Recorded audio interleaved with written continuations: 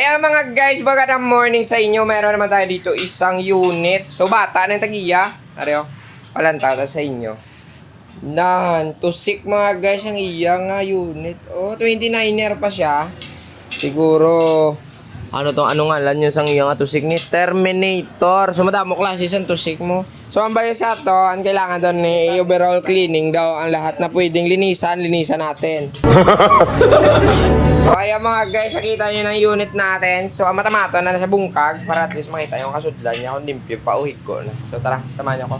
So tanggalin muna natin yung wheel set niya guys.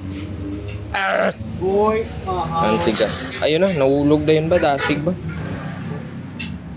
Yat, di putang yung kamot ko ipito niya. balusik. Oh!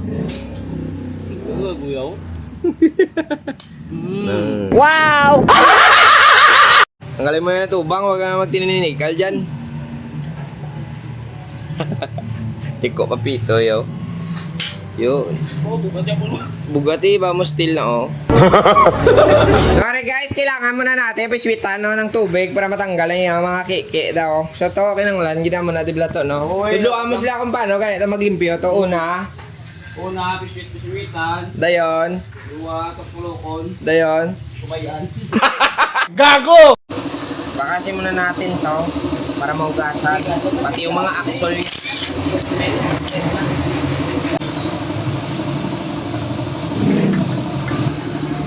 Okay.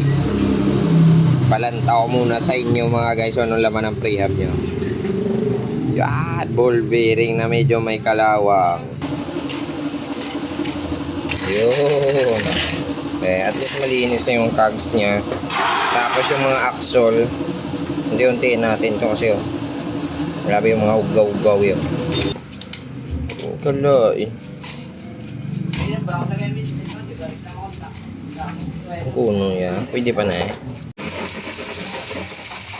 Balilaw mo na.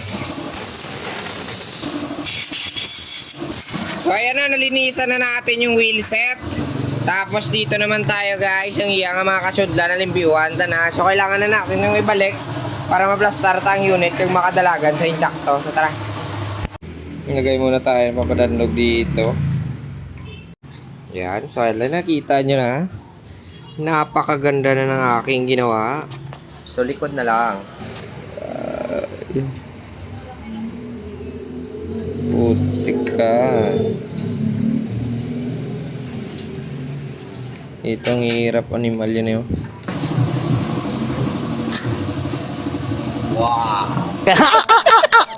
Natin yung wheel set niya.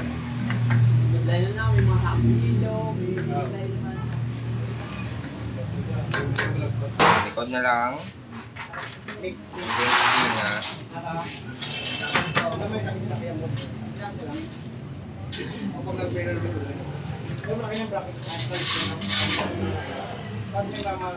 Okay, sure ball na.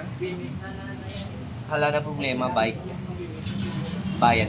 Uy, sana all! So eto na guys, finally natapos agad man nato ng unit ni Migo. Ba, na-review agad man sa maayo. Oh, nabayluan na yung mga bulitas nga tama kahig ko. Dire sa piyak be. Bawo ka tahom. Te, okay na sa imo? Sa akon okay na. So madamo nga salamat. Hasta na lang kita didre. God bless. Para.